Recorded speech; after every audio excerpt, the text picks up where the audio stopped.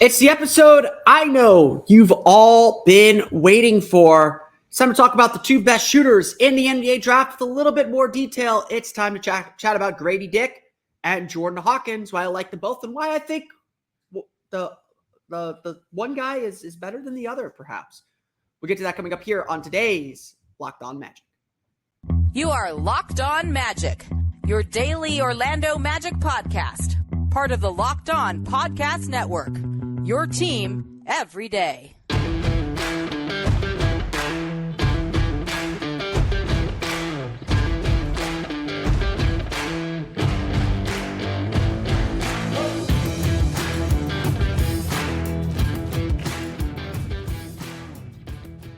And you are indeed Locked On Magic. Today is May 31st, the final day of May. Wow, 2023. My name is Philip Rossreich. I'm the expert and site editor over at OrlandoMagicDaily.com. Of course, follow me on Twitter at PhilipRR_OMD. On today's episode of Locked On Magic, we know shooting is the biggest need for the Orlando Magic, so let's talk about the two best shooters in the NBA draft. We'll go over in a little bit more detail about Gradey Dick and Jordan Hawkins and why I think one prospect might be better than the other. It's not the one that you're thinking. We'll get to that coming up here in just a moment. But first, we want to thank you again for making Locked On Magic part of your day every day, no matter when you listen to us, whether it's right when we upload, whether it's first thing in the morning. We truly appreciate you making Locked On Magic part of your day every day. Remember, there's a great Locked On podcast covering every single team in the NBA.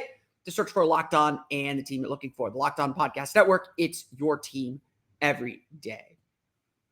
This episode is brought to you by FanDuel Sportsbook, official sportsbook of Locked On. Make every moment more. Visit FanDuel.com/LockedOn today to get started. We've talked about it ad nauseum. Every single thing that I've said about the draft, every single thing I've said about this Magic team's offseason has been about shooting. I had a good conversation with someone online the other day about shooting and saying, like, I'm not sure why the Magic need to focus so much on shooting.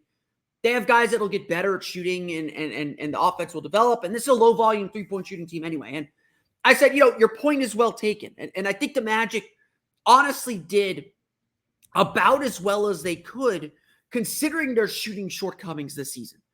They understood they are not a shooting team, so they didn't take a lot of threes. The Denver Nuggets don't take a lot of threes, believe it or not. However, if you're going to be successful in this league and take a low volume of three-pointers, you got to be able to make them. And I do think that the math, in a lot of ways, and then on top of this, the Magic gave up a lot of threes, so that created a lot of variance. Even if they defended the three-point line well by percentage, they're still giving up more three-pointers because other teams are taking more attempts. And so much of the season was a battle between the Magic being able to get enough free throws to make up for their three-point difference and hoping that teams don't miss enough threes. Like it was a real battle. The math really worked against the Magic in a lot of ways. So we all, I think, agree that the Magic need to shoot better three-pointers. They need to make more three-pointers.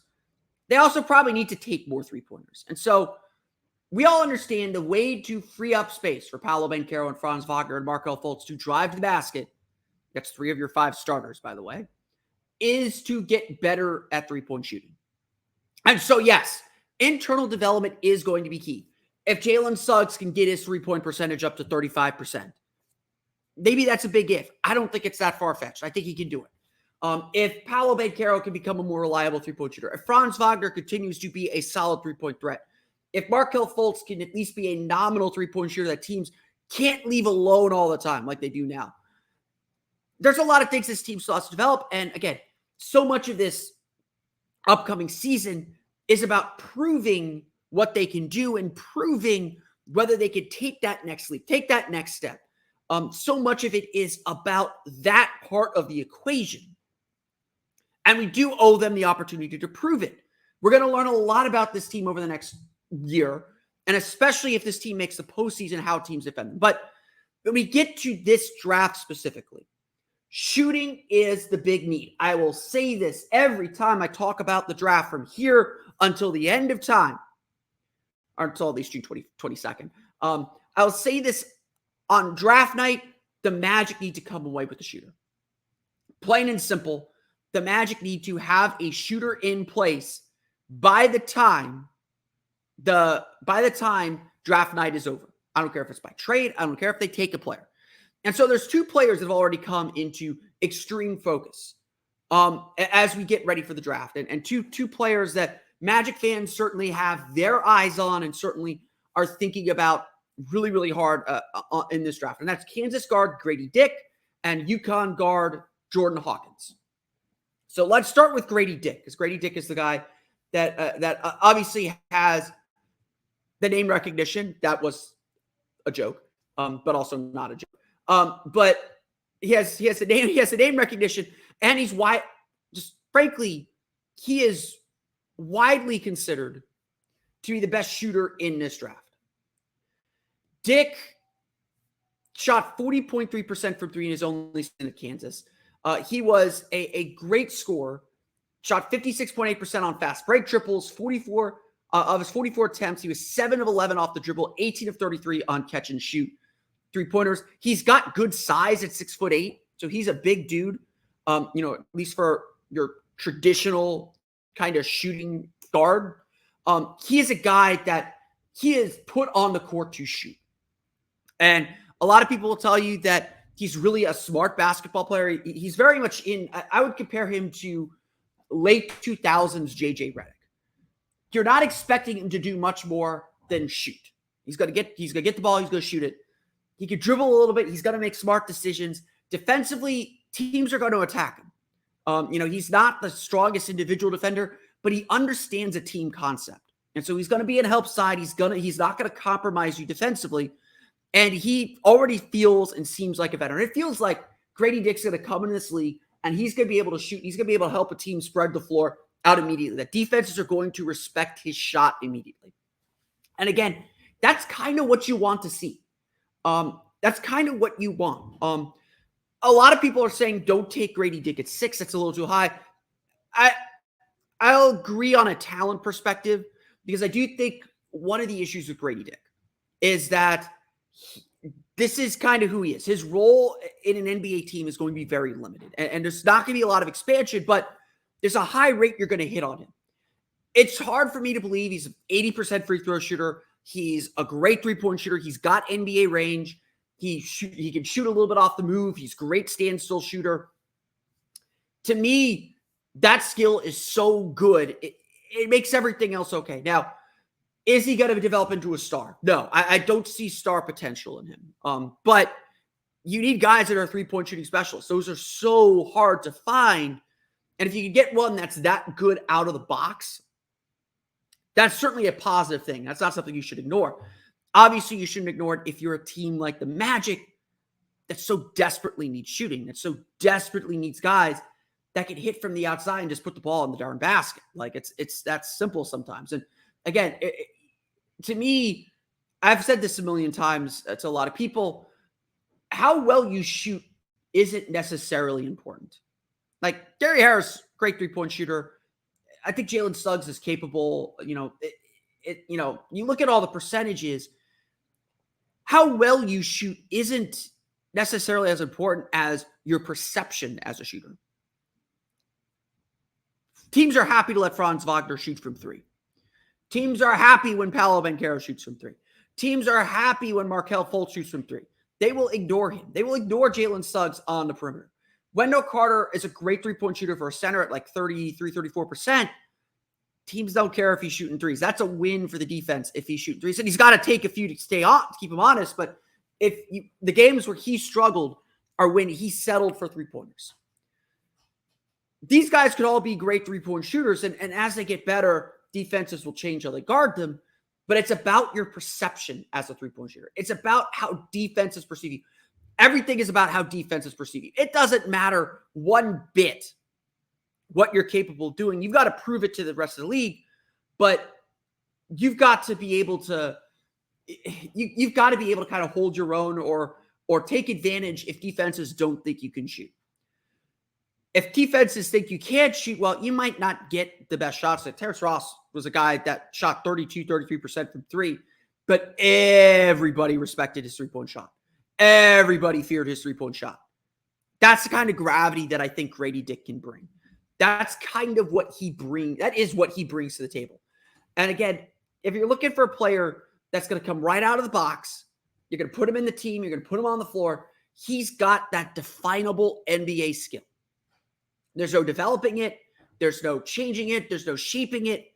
He's going to have to improve defensively. I think he doesn't have much of an attack off the dribble, but he's got a definable NBA skill.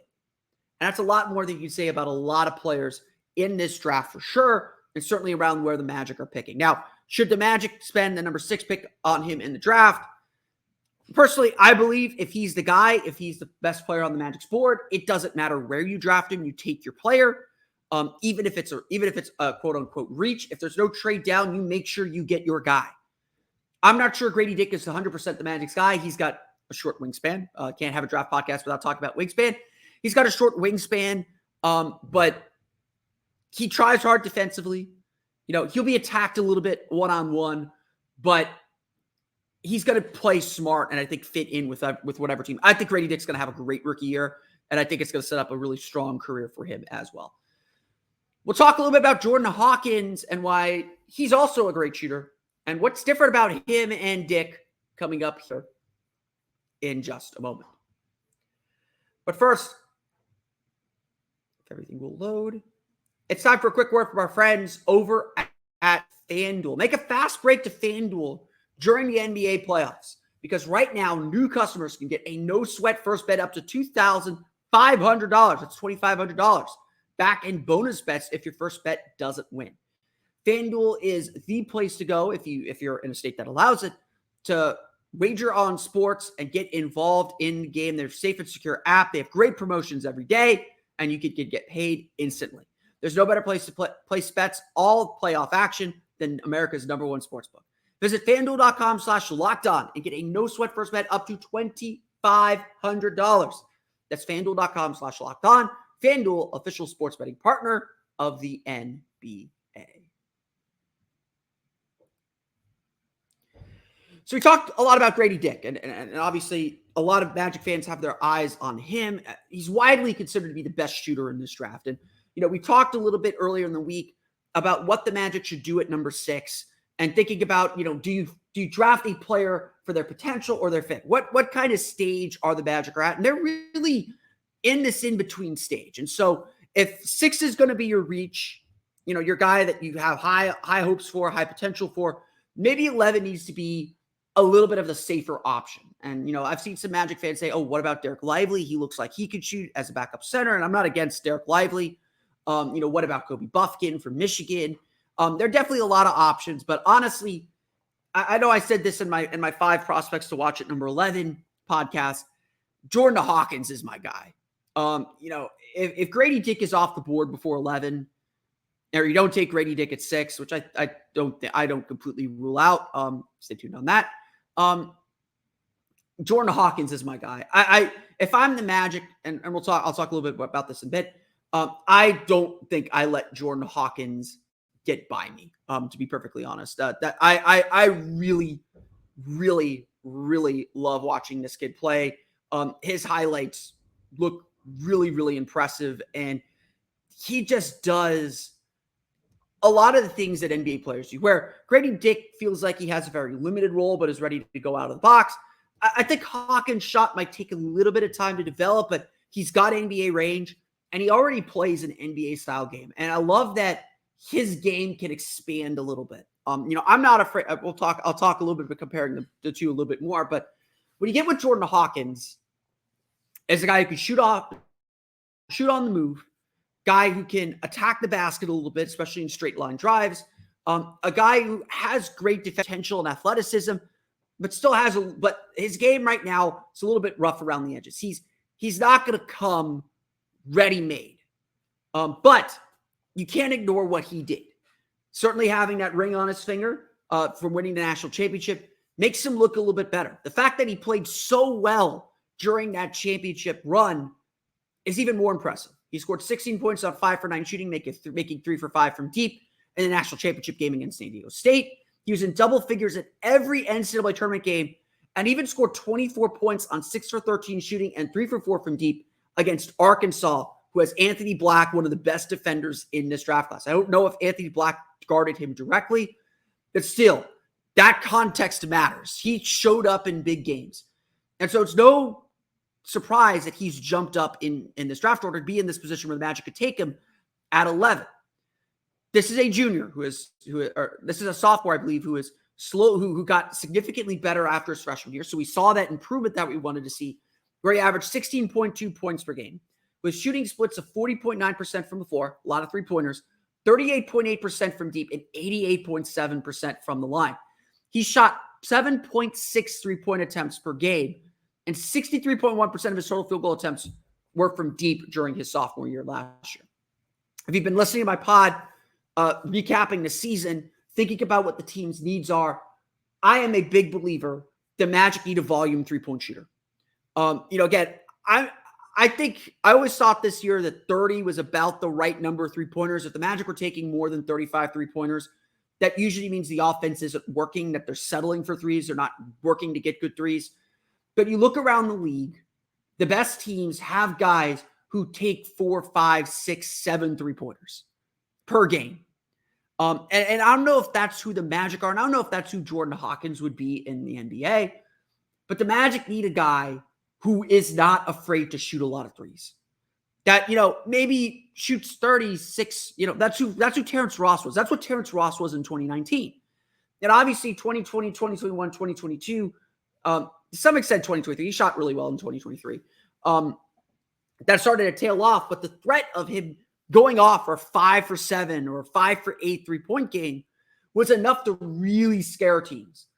And that's an element that the Magic were missing this year. As Terrence Ross fell out of the rotation, they just didn't have a guy that took a lot of threes. You don't want Franz Wagner taking 5, 6 threes a game. You want him at 2 or 3. You want Paolo Banchero probably at 2 or 3. You need 3-point specialists. And again, that's what a Gradey Dick would bring. Dick was not that much of a volume three-point shooter. He took like 5 per game at Kansas. Jordan Hawkins had plays set up for him to take threes. He comes around picks. UConn ran a very NBA-style offense with him running around, with him taking pin downs, hammer screens. He ran an NBA-style offense. And so it does feel like he would fit in well with whatever the NBA is doing. He does really well repositioning himself. He does really well on catch and shoots. He does really well shooting on the move. There's just a lot to like about Jordan Hawkins' game that, again, fits an NBA style. The question with him is whether his defense catches up, whether the rest of his game sort of catches up to who he is. Hawkins, I can't really describe why Hawkins isn't as highly rated as Dick, honestly, when I watch the tape. I think Gradey Dick's size, people warned me about this. Gradey Dick's size at 6'8" certainly stands out. And while he isn't necessarily long and certainly doesn't have maybe the defensive capabilities, that size is important. It does differentiate the two. Hawkins is only 6'6". He does have a plus wingspan, but nothing spectacular. He is not as engaged defensively or just not as aware defensively. He gets there. I think he can grow into a good defender. But right now, again, out of the box, it's going to take some time. He's going to make rookie mistakes. He's going to act like a rookie, where Gradey Dick, he's going to make rookie mistakes too. But Gradey Dick seems like he has an understanding of where to be defensively. So for the Magic, either of these players works. But I'm going to tell you why I think Jordan Hawkins is the better player and why I think Jordan Hawkins is the better option for the Magic. We'll get to that coming up here in just a moment. So, I don't want to make this this or that, because honestly, who knows what's going to happen on draft night? There may not be a decision between Dick or Hawkins. You may just have to take whichever one is available at 11. But honestly, if I had to pick, if I'm going to redo my big board, and I'll probably redo my big board in a week or so. Today's the withdrawal deadline. We'll see if any big names withdraw. It's not looking that way. I honestly think, and this might be a hot take, I honestly think Jordan Hawkins is the better NBA prospect. As far as potential for growth, as far as spending a high value asset on a player, to me, Hawkins checks a lot of boxes. Yeah, he's a little smaller, 6'6", but he's a willing defender. He's a capable defender. He's certainly capable of growing. And to me, that's the thing. That's kind of the differentiator, is the ability for growth, the ability to expand your game. It's not to say that you shouldn't value what Gradey Dick is. You shouldn't value what he does. And what he does is really important. And again, he's going to come out and he's going to be he's going to be a solid player right from the get-go. Hawkins may take a little bit of time. Hawkins probably going to go through the ups and downs of a rookie. And not that Gradey Dick wouldn't either. But I feel very confident that Gradey Dick's going to have a really strong rookie year, and he's going to help whatever team he plays for immediately. The question, though, is, and I think this is really the big statement, and this is really the statement of intent for this Magic team, is how much do you value versatility? How much do you value being able to kind of branch your game out? How important is it to be able to say, okay, you're good at specialty A, but can you grow specialty B? And you look at this Magic team and you look at the way that this Magic team has built itself, they don't want players who are good at just one thing, even if that one thing is the most important thing. Now, if Gradey Dick was an elite shooter, and I don't think he's an elite shooter, I think he's a very good shooter, that might change things. An elite skill might change things. But honestly, I think Dick and Hawkins are fairly close in terms of their shooting abilities, in terms of what they will bring to an NBA floor.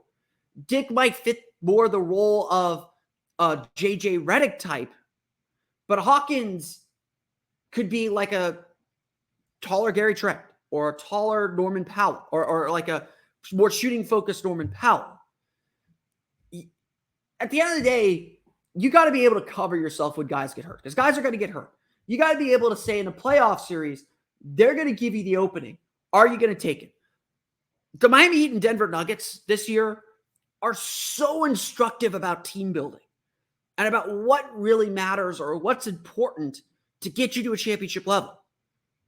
You need to have players who can expand their game.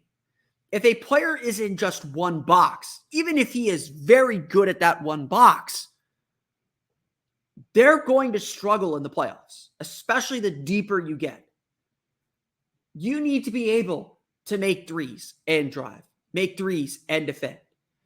And look, I think Gradey Dick will be a great player. I will not be upset if the Magic draft him. I'll be very happy if the Magic draft him. So this is I'm directly comparing the two for a point. Not to say that one over the other. I mean, I'm saying one over the other, but not to say that you should ignore one for the other. They're both very, very good and worth talking about and worth discussing and worth debating. But to me, Jordan Hawkins' potential for expansion, the potential for Hawkins not just to be a great three-point shooter, but to be a guy who can attack the basket. Yes, his handle isn't great. He isn't very shifty. He isn't going to change directions. He's a line drive guy right now. You look at his numbers, he tends to overcomplicate finishes. He's going to be a shooter two guy. He's going to be a shooter two, and he's going to be rely very heavily on his three-point shot. But you watch him, and you see the hints of a guy who can be a little bit more, who can hold his own defensively one-on-one. That it's not going to be a guy that teams necessarily attack defensively. And at the end of the day, the draft isn't about what you're drafting for today. As good as Gradey Dick's going to be as a rookie and throughout his career, it's not about what you draft today. It's about what you're drafting 5 years from now. It's about what you're developing over the course of the next 5, 6, 7, maybe even 8 years if the extension goes through. And again, that's kind of the point. That's kind of the big debate that the Magic are having. We talked about it earlier in the week. Do you draft a guy based on the immediate need you have for your team? Or do you have the time, do you have the space to take someone with a little bit more upside and develop them and grow them? At 11, certainly earlier in the draft, at 6, the push to add potential is greater.